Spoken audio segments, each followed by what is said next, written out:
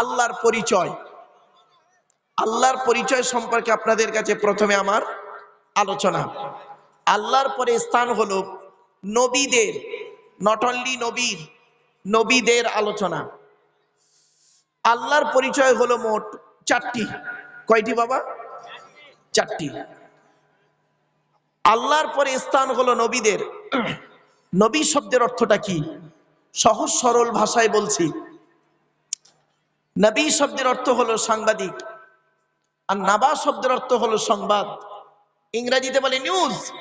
News শব্দটা হলো চারটে অক্ষর দিয়ে তৈরি, N E W S. N থেকে নর্থ উত্তর, ই থেকে ইস্ট পূর্ব, ডব্লিউ থেকে ওয়েস্ট পশ্চিম, এস থেকে সাউথ দক্ষিণ। পূর্ব পশ্চিম উত্তর দক্ষিণ চারিদিকের খবর যিনি সঠিক এবং সত্য বলেন, তিনিই হলেন পারফেক্ট সাংবাদিক। এখন বর্তমানে সাংবাদিকরা বের হয়েছে, দেখবেন এরা হলো মানুষের তৈরি সাংবাদিক। এরা দেখে একরকম, বলে একরকম, লেখে আর এক রকম। এরা হলো মানুষের তৈরি সাংবাদিক। আর নবীরা হলেন আল্লাহর তৈরি সাংবাদিক। আল্লাহর তৈরি সাংবাদিক, মানুষের তৈরি সাংবাদিক, বিটুইন ফার ডিফারেন্স, অনেক পার্থক্য। নবীদের পরিচয় হলো তিনটি। কটি বাবা? তিনটি। আচ্ছা, আল্লাহর পরিচয় কটা বললাম? কটা? একটু কথা বলুন না।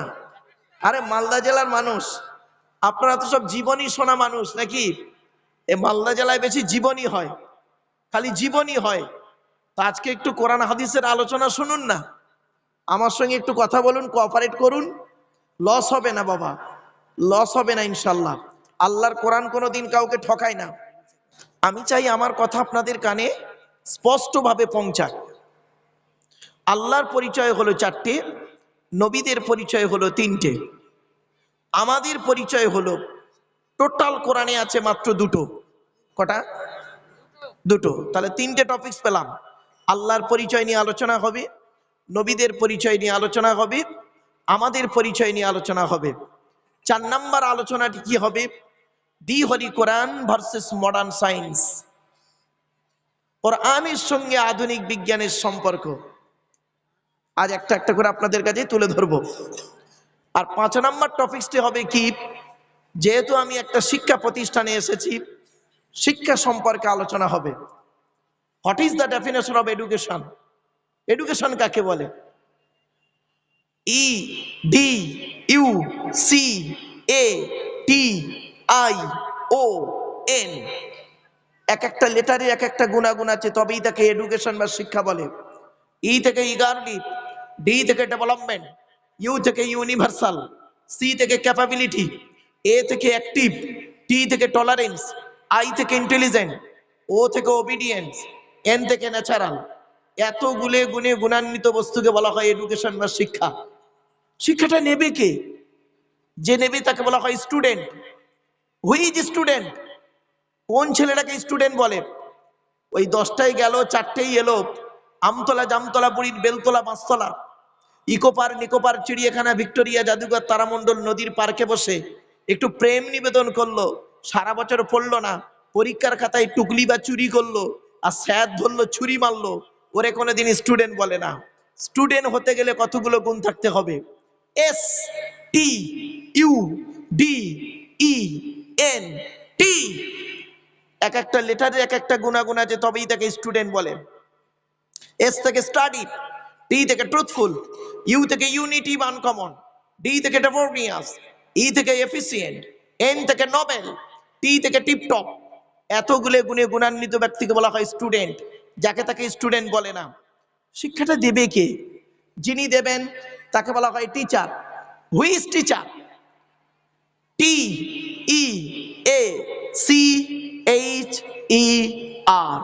টি থেকে ট্রেনার, ই থেকে ইগারলি, এ থেকে ability, most important letter C, C থেকে ক্যারেক্টার, এইচ থেকে অনেস্টি, ই থেকে আরবি, আর থেকে রেগুলারিটি। এতগুলো গুণে গুণান্বিত ব্যক্তিকে বলা হয় টিচার। সরমাইন এক্সকিউজ মি, একটু ধৈর্যের পরিচয় দিন আপনারা।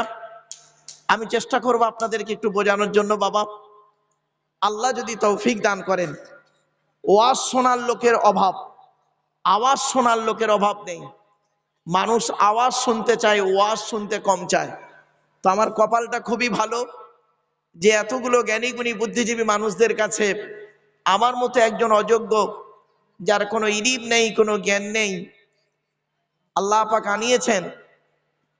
তো একটু ধৈর্যের পরিচয় দিন বাবা। চলুন, 5টা বিষয়ের উপরে আজকে আমার টপিকস। 1 নাম্বার ছিল কি, আল্লাহর পরিচয়, তাই তো নাকি? হ্যাঁ, আচ্ছা, আল্লাহর পরিচয় কটা বলেছিলাম? 4টা। আল্লাহ নিজেই বলছেন, কুল। কি বললাম? বলুন বলুন বলুন, একটু উচ্চারণ করুন না। কুল, কুল নয়।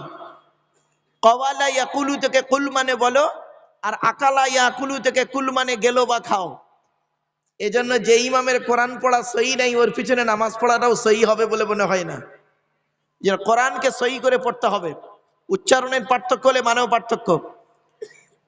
কুল, কয় হস্যউলা কুল, কয় বয় হস্যউলা কুল, দুটো কুলের মধ্যে পার্থক্য আছে। একটা কওয়ালা ইয়াকুলু থেকে কুল মানে বলো, আর আকালা ইয়াকুলু থেকে কুল মানে খাও বা গেল। চলুন, আল্লাহ বললেন এরকম অনেক শব্দ আছে, আপনাদের বলি, মা বোনেরা বাবাজির একটু শুনে নিন। আমরা সূরা কাউসার পড়ি নামাজের মধ্যে, ইন্না আতাইনাকাল কাউসার ফাসাল্লি লিরাব্বিকা ওয়ানহার। হাই হচ্ছি, এ গলার ভেতর থেকে এটা উচ্চারণ করবেন, ফাসাল্লি লিরাব্বিকা ওয়ানহার। এর মানে হচ্ছে, নবী তুমি তোমার রবের জন্য নামাজ পড়ো, ওয়ানহার এবং কুরবানি করো। আর আমরা উচ্চারণ করি কি, ফাসাল্লি লিরাব্বিকা ওয়ানহার। এর মানে শুনবেন, নবী তুমি তোমার রবের জন্য নামাজ পড়ো, ঝোড়া কোদাল নিয়ে খাল কাটো। কোথাকার মানে কোথায় গেল? আরো দেখেন ভুল কেমন বেরোচ্ছে। নামাজ পড়তে গিয়ে আমরা সূরা ফাতিহা পড়ি, আলহামদুলিল্লাহি রাব্বিল আলামিন। আলহামদু, গলার ভেতর থেকে হে এটা উচ্চারণ করবেন, আলহামদু। আলহামদুলিল্লাহ মানে হচ্ছে সমস্ত প্রশংসা আল্লাহ তোমার। আর আমরা উচ্চারণ করি কি, আলহামদুলিল্লাহি রাব্বিল আলামিন। এর মানে শুনবেন, সমস্ত ছেঁড়া জামা কাপড় আল্লাহ তোমার। আরো দেখেন কেমন ভুল বেরোচ্ছে। বাবা, রমজান মাসে ভোরের বেলা যে খাবারটা খান তাকে আপনারা কি বলেন? জোরে বলুন। সেহেরি বলবেন না, শব্দটা হলো সাহারি। দন্তেশ্বয় একার আর দন্তেশ্বয় আকারের পার্থক্য আছে। সিনে জেদ দিলে মানে হবে সিহরুন মানে জাদু করা, আর সিনে জবর দিলে মানে হবে রাতের শেষ অংশের খাবার। আর একটা টাটকা ভুল বেরোচ্ছে দেখুন। স্বামী স্ত্রী, মা বোনেরা ভালো করে শুনে নিন, স্বামী স্ত্রী সংসার করতে গিয়ে আপনারা অনেক সময় কি করেন, একে অপরকে, স্বামী স্ত্রী ঝগড়া করতে করতে স্বামী তার স্ত্রীকে মাঝে মাঝে এমন একটা শব্দ বলে, ডিভোর্স দিয়ে দেয়। শব্দটা কি বলুন তো? তালাক বলে না বাবা, শব্দটা কিন্তু তালাক নয়। শুনে নিন আজকে শব্দটা কি, শব্দটা হলো তলাক। কি বললাম? তলাক। ওর আরবি উচ্চারণ কি? তো এলামারিফ কফ। বাংলা উচ্চারণ কি? তয় বয় লয়কার কফ। তলাক মানে পৃথক দেওয়া, ছেড়ে দেওয়া, ডিভোর্স দেওয়া। আর তেল আমালিফ কফ, তয়াকার লয়াকার ক। তালাক মানে জুড়ে যাওয়া, মিলিত হওয়া, একত্রিত হওয়া, জমা করা। টোটাল কোরআনে তলাক শব্দটা বহু জায়গায় আছে, তালাক শব্দটা কোরআনের মাত্র এক জায়গায় আছে। এক জায়গায় আছে তালাক শব্দটা, বাকি সব জায়গায় আছে তলাক শব্দ। সেদিন এমএ সেকেন্ড ইয়ার স্টুডেন্টদেরকে পড়াতে পড়াতে কথাগুলো আমি বলছিলাম যে তোমরা মানুষদেরকে হেদায়েতের বাণী বলো, নিজেরাই যদি ভুল করো তো হয়ে গেল। বহু ছাত্র আপনাদের এলাকায় আসে, মালদা ডিস্ট্রিক্টে লেকচার দিতে আসে। আমি তাদের এই কথাগুলোই বলি, অন্তত গিয়ে মানুষের দুটো ভুল সংশোধন করে দাও। চলুন বাপেরা, তলাক শব্দটা আছে সব জায়গায়, কোরআনের এক জায়গায় আছে তালাক শব্দটা। কোথায় আছে আমি রেফারেন্সটা বলে দিচ্ছি। 24 নম্বর পারার 7 নম্বর পৃষ্ঠার 14 নম্বর লাইন, সূরার নাম সূরা মুমিন, আয়াত নম্বর 15 আল কোরআন। আল্লাহ বলছেন লিউনজিরা ইয়াউমাত তালাক। ওখানে তে অক্ষরটি আছে, তয় অক্ষরটি নেই। তো আল্লাহ পাক বললেন, নবীর আল্লাহর পরিচয় দিতে গিয়ে আল্লাহ পাক নবীকে বললেন, নবী তুমি বলে দাও, কুল, নবী তুমি বলো, হুয়া জমিরে শান, হু আল্লাহু আহাদ, সে আল্লাহ হলেন একক, আল্লাহ ওয়াহিদ নন, আল্লাহ আহাদ। আচ্ছা, ওয়াহিদ আর আহাদের পার্থক্যটা কি? ওয়াহিদুন মানে এক, যার দুই আছে বা থাকতে পারে, আহাদুন মানে এক, যার দুই হয় না। তাই আল্লাহর পরিচয় জানতে চাওয়া যখন হলো, আল্লাহ রাব্বুল আলামিন জানিয়ে দিলেন, কুল, নবী তুমি বলো, হু আল্লাহু আহাদ, সে আল্লাহ হলেন একক। দুই নাম্বার, আল্লাহুস সামাদ, আল্লাহ হলেন অমুখপেক্ষী, আল্লাহ কারোর মুখপেক্ষী নন, সারা পৃথিবী তার মুখপেক্ষী, ঠিক না বে ঠিক? তিন নাম্বার, লাম ইয়ালিদ ওয়া লাম ইউলাদ, আল্লাহ কাউকে জন্ম দেয়নি, আল্লাহ কেউ জন্ম দেয়নি। চার নাম্বার, ওয়ালাম ইয়াকুল লাহু কুফুয়ান আহাদ, আল্লাহর সমকক্ষ কেউই নেই। এই হলো আল্লাহর চারটে পরিচয়। এখন আসছি, আল্লাহর কাছে আমরা মাথা নত কেন করব? আমি কোরআন থেকে একটা একটা করে আয়াত পড়ছি, আপনাদের কাছে আমি বাংলায় অর্থ করে অনুবাদ করে বলে দিচ্ছি বাবা, যাতে করে আপনাদের বুঝতে সুবিধা হয়। আল্লাহ বলছেন, কার কাছে আমরা মাথা নত করব? তিনি কে? সে রবের পরিচয় কি? আল্লাহুল্লাযী খলাকাকুম মিন দুফিন সুম্মা জাআলা মিন বা'দি দুফিন কুওয়াতান সুম্মা জাআলা মিন বা'দি কুওয়াতিন দুফান ওয়া শাইবাম ইয়াখলুকু মা ইয়াশা ওয়া হুয়াল আলীমুল কাদির। 21 নম্বর পারা 9 নম্বর পৃষ্ঠার 10 নম্বর লাইন, সূরার নাম সূরা রুমের মধ্যে আল্লাহ জানিয়ে দিলেন, কোন আল্লাহর কাছে তোমরা মাথা নত করবে? যে আল্লাহ মায়ের পেটের ভিতর থেকে দুর্বল করে তৈরি করেছে, দুর্বল শরীরটাকে আস্তে আস্তে ক্ষমতা দান করেছে, ক্ষমতাবান শরীরটাকে আস্তে আস্তে ওই আল্লাহ ওই ক্ষমতাকে কেড়ে নিয়ে বুড়ো বানিয়ে দিয়েছে। কোন আল্লাহর কাছে মাথা নত করব? কোরআন জানিয়ে দিচ্ছে, হুয়াল্লাযী আনশাকুম ওয়া জাআলা লাকুমুস সামআ ওয়াল আবসারা ওয়াল আফইদা কলিলাম মা তাশকুরুন।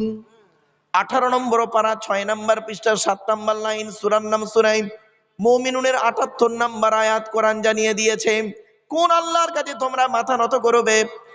যে আল্লাহ মায়ের পেটের ভিতর থেকে দুর্বল করে তোমাদের সৃষ্টি করেছে, আর কি করেছে? দেখার জন্য চোখ দান করেছে, শোনার জন্য কান দান করেছে। আল্লাহ নবী, আল্লাহ এবং নবী সৃষ্টি জগৎকে বোঝার জন্য সুন্দর হৃদয়ে দান করেছে। কোন আল্লাহর কাছে মাথা নত করব? কোরআন জানিয়ে দিয়েছে, ওয়ালাকাদ খালাকনাল ইনসানা মিন সুলালাতিন মিন তিন সুম্মা জাআলনাহু নুতফাতান ফি ক্বারারিম মাকিন।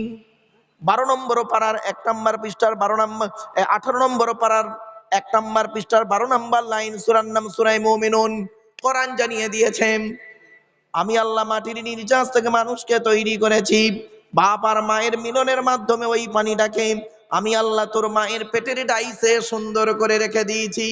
আর কি করেছি? সুম্মা খলাকুনান নুতফাতা আলাকাতান ফাখলাকুনাল আলাকাতা মুদগাতান ফাখলাকুনাল মুদগাতা ইযামান ফাকাসাউনাল ইযামা লাহমা সুম্মা আনশানাহু খলকান আখর। আমি আল্লাহ তোর মায়ের পেটের ভিতরে ওই পানিটার 40 দিন পরে রক্তপিণ্ড করেছি, তার 40 দিন পরে মাংসপিণ্ড করেছি, তার 40 দিন পরে হাড় তৈরি করেছি, হাড়ে আর মাংসে সুন্দর করে লাগিয়ে দিয়েছি। আমি আল্লাহ তোর মায়ের পেটের ভিতরে সুন্দর একটা আকৃতি দান করেছি। এখন আমরা মায়ের পেটে এসে গেলাম, কি হিন্দু কি মুসলিম, মায়ের পেটে এসে গেলাম।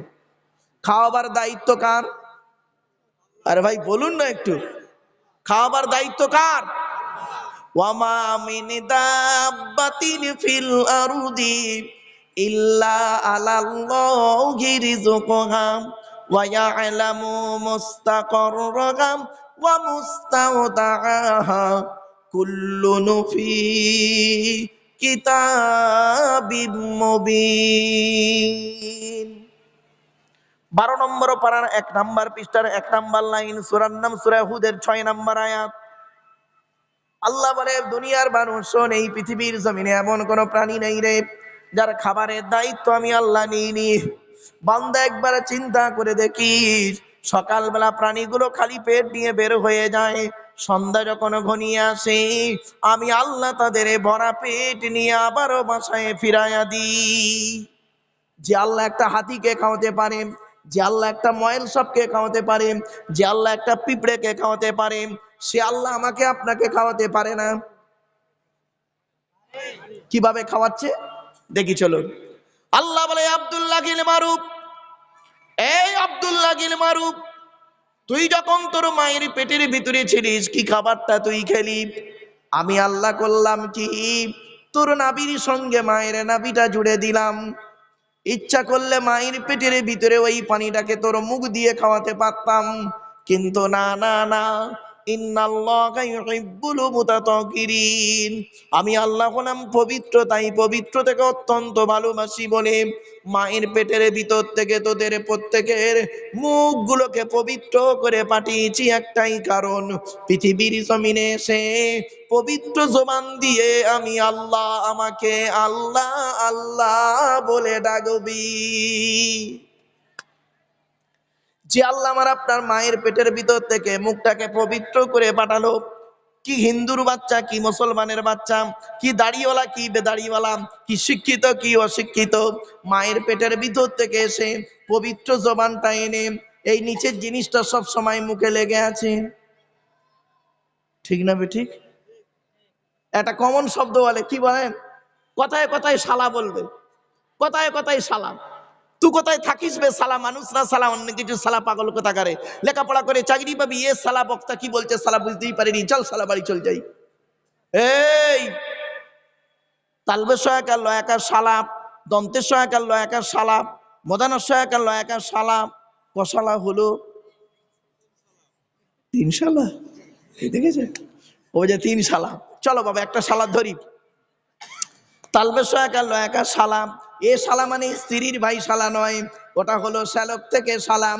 তালবের সহায়কার লয়াকার শালা শব্দের সঙ্গে যদি কিছু জুড়ে দেওয়া হয় মানে হয় কি শুনুন, পাঠ ও সালাম, কর্ম সালাম, ধর্ম সালাম। মাথায় কিছু ঢুকছে? এরপরে আল্লাহ বলে, বান্দা শোন, এই পৃথিবীর জমিনে তোর বাপ তোর কি ভালোবাসে, তোর মা তোর কি ভালোবাসে, তোর বাপ আর মায়ের থেকে আমি আল্লাহ তোরে 1,00,000 গুণ বেশি ভালোবাসি। ছোট্ট একটা উদাহরণ দিচ্ছি। আচ্ছা বাপেরা, আপনাদের এলাকায় কোন পিতাকে দেখেছেন, হবু পিতা, স্ত্রীর পেটে বাচ্চা আছে, বাচ্চা এখনো হয়নি, 1 মাস বাকি, কোন বাপকে দেখেছেন আগে থেকে বাজারে গিয়ে ল্যাকটোজিন 1-2 দুধ কিনে ঘরে সাজিয়ে রাখতে? কারণ আরে বাচ্চা এখনো হয়নি, বাপের ধারণা কতটুকু, বাচ্চা হোক, মায়ের দুধ ছাড়ুক, তারপরে বাজার থেকে এনে খাওয়াবো, তাই না? আল্লাহ বলে, আব্দুল্লাহ গিল মারুফ, তুই যখন তোর মায়ের পেটের ভিতরে ছিলিস